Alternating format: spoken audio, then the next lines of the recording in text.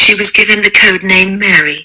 Her task was to insert herself into the inner circle of Washington's political set. She rented an apartment in Wisconsin Avenue and set about infiltrating the embassy party circuit. Miles, according to everyone who ever wrote anything about her, was exceedingly attractive. She was tall, beautiful. To look at her was to be excited. When she chose to, she could make her eyes and shy smile combine to convey an unspoken invitation, one that no man could mistake. According to Pamela Kessler, Miles's method was simple. She slept with as many State Department, Defense Department and White House aides as she could. The KGB had a name for a woman like her. Swallow. The Swallow's Nest is her apartment, usually equipped with cameras and recorders. Her male counterpart is the Raven.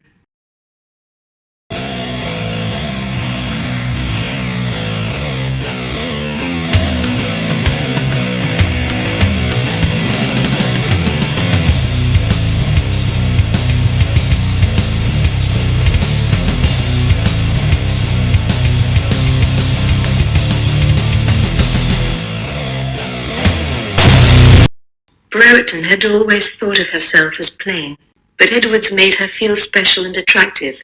They had met at a party in December 1984.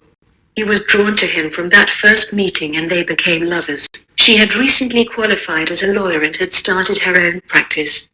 3 months after they met, Edwards told her he was looking to recruit a human rights lawyer who could infiltrate the white left, and said she would be doing her patriotic duty by informing. I just blinded myself to his occupation, and because I was in love with him and spellbound by him I agreed to become an agent. Brereton was given the key to a safe house in Humewood where she and Edwards conducted their affairs, both undercover and under the covers. It was exciting and thrilling, and Brereton was mesmerized by Edwards. They say power is an aphrodisiac, and I'm afraid that was true in my case.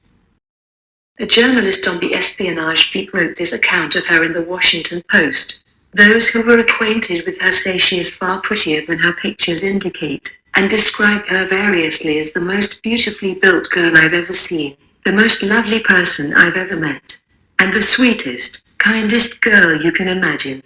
Tall, blonde and wiggly, she wore miniskirts and low-cut dresses, liked to sunbathe on the roof of her 10-story apartment building in a bikini, and captivated men and women alike with her bubbly personality. She took your breath away. Cherry was shocked, absolutely completely shocked, that the solid, diligent and committed human rights activist, who was the go-to lawyer for people harassed and victimized by the police, was in fact a spy. Brereton had been part of her circle, and had a reputation as a fighter for the rights of the oppressed. It had never crossed my mind that Vanessa was a spy. Cherry tried to phone Brereton, who had relocated to London in 1997, but she would not come to the phone and did not return her calls.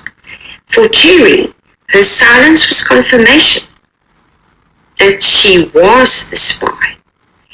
When a pretty blonde spy was unmasked in 1959 at Wits University, a national furore erupted. The drama began at the beginning of that year.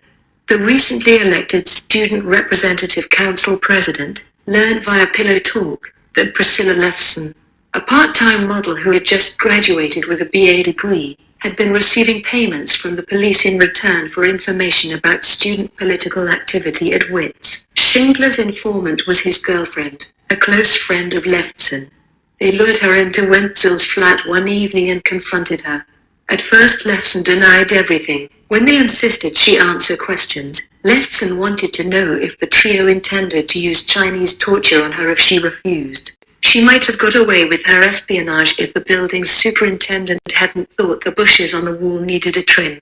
While he was pruning, he saw the crack in the wall and discovered the report, which had been signed by Mary.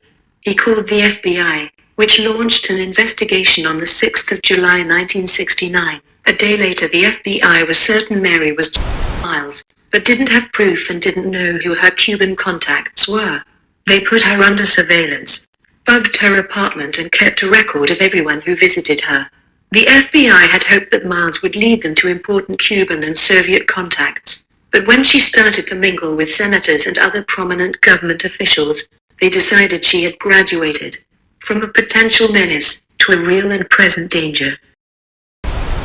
Williamson was sitting at his desk at Security Police Headquarters one day in November 1981 when the phone rang. The person who called was 20-year-old Olivia Anna Marie Forsyth. She told Williamson she wanted to be a spy.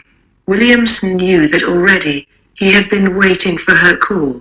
Forsyth had been spotted by someone at Foreign Affairs, who thought she fitted the special branch's requirements, and was told to call a number. She had already had a basic screening. Making the call was just another step in her evaluation. He didn't know just how deep it was.